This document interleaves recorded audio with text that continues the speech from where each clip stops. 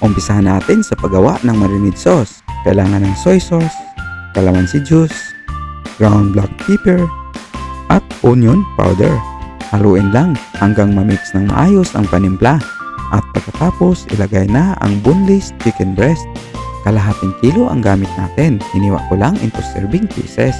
Lagyan natin ng orange soda para mas malinamnam ang laman ng manok. Takpan ito at i-marinate at least 1 hour bago lutuin.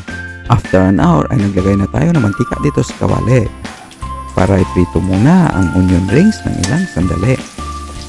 Pagkatapos ay hanguin ito agad at itabi lang muna for later use.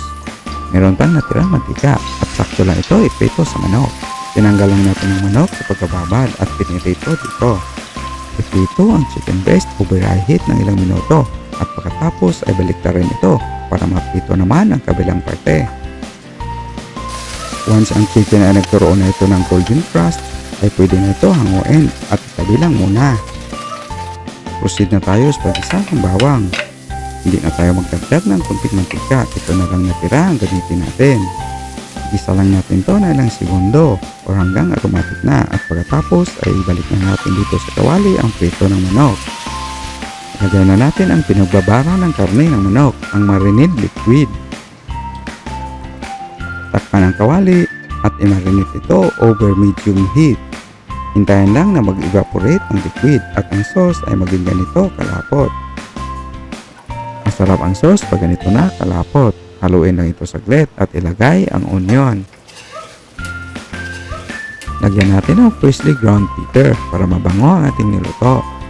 Lagyan rin natin ng konting salt to taste para mabalansi ang timpla. Haluin lang para madaling manuot ang ating pampalasa dito sa ating niluto. By the way, kung hindi ka pa nakasubscribe sa ating channel ay mag-subscribe ka na. At pakipindot sa notification bell para lagi ito silang updated sa aming mga bagong videos. Well cook na ang ating recipe kaya ilipat na natin sa serving dish. Ganito lang kasimple lutuin ang version ng ating bistik na manok. Enjoy our recipe!